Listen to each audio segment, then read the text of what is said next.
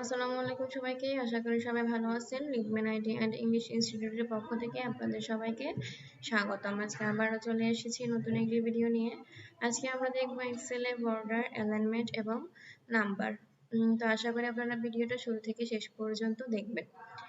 আমরা বর্ডার নিয়ে গত ক্লাসেও কিছু আলোচনা করেছিলাম, আজকে আবার একটু দেখব। সাপোজ আমরা এই সেলগুলোর মধ্যে বর্ডার দিতে চাচ্ছি, তো আমরা এখান থেকে বর্ডার সিলেক্ট করি। এখানে অনেকগুলো বর্ডার দেওয়া আছে, bottom border, top border, red border বা অল বর্ডার। আবার আমরা চাইলে এখানে নিচে আছে মোর বর্ডার, এখানে ক্লিক করলে আমাদের এরকম একটা ডায়াগ্রাম আসবে। আমরা এখান থেকে স্টাইল নিতে পারি, সাপোজ এই স্টাইলটা নিলাম। এরপর এখান থেকে কালার দিতে পারি, সাপোজ এই কালার সিলেক্ট করলাম। এরপর আমরা এখান থেকে আউটলাইন সিলেক্ট করতে পারি। এরপর হচ্ছে ইনসাইড, মানে আমাদের প্রত্যেকটা সেলের মধ্যে ভাবে বর্ডার চলে আসবে। আবার আমরা চাইলে এটা এভাবে রাখতে পারি বা আবার নাও রাখতে পারি, আবার চাইলে এভাবেও রাখতে পারি। দেন ওকে, দেখুন আমাদের বর্ডার গুলা চলে আসছে। আমরা চাইলে এভাবে বর্ডার দিতে পারি, আবার আমরা চাইলে এগুলা রিমুভ করতে পারি। এখান থেকে নো বর্ডার সিলেক্ট করব, আমাদের বর্ডার গুলা চলে যাবে। এরপর একটা অপশন আছে এখানে ড্র বর্ডার। আমরা চাইলে নিজের মতো বর্ডার ড্র করতে পারি। আমরা যখন এটা সিলেক্ট করব, এরপর এখান থেকে আমরা চাইলে কালার দিতে পারি, লাইন কালার। এখানে কালার দেওয়া আছে, সাপোজ এই কালারটা নিলাম। এরপর আমরা এখান থেকে চাইলে বর্ডার ড্র করতে পারবো। যেভাবে আমরা বর্ডার ড্র করে নিতে পারি। আবার আমরা চাইলে এগুলা রিমুভ করে দিতে পারি। এরপর আসি অ্যালাইনমেন্ট। অ্যালাইনমেন্ট এখানে আমরা যখন এটা হচ্ছে টপ অ্যালাইন, এটা মিডল অ্যালাইন, আর এটা হচ্ছে বটম অ্যালাইন। আমরা যখন এটা সিলেক্ট করব তখন আমাদের লেখাগুলো একদম টপে থাকবে। এবার আমরা যখন এটা সিলেক্ট করব আমাদের লেখাটা মিডলে থাকবে। আমরা যখন এটা সিলেক্ট করব আমাদের লেখাটা একদম বটমে থাকবে। এরপর আমরা তখন এটা সিলেক্ট রেখে লেফটে সিলেক্ট করব, এটা হচ্ছে লেফট অ্যালাইন, আমাদের লেখাটা লেফটে থাকবে। আমরা যখন সেন্টারে সিলেক্ট করব এটা সেন্টার হবে। এবার যখন রাইট অ্যালাইনে ক্লিক করব আমাদেরটা রাইট হবে। আমরা যখন আবার এটা সিলেক্ট রেখে রাইটে ক্লিক করব আমাদের লেখাটা মাঝ বরাবর রাইটে থাকবে। এবার আমরা এটা সিলেক্ট করি সেন্টারে থাকবে।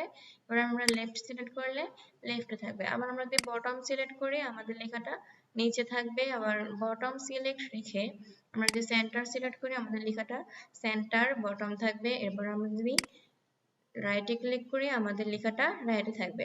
আমরা সাধারণত এভাবে রেখে আমাদের লেখাটা সেন্টারে রাখি।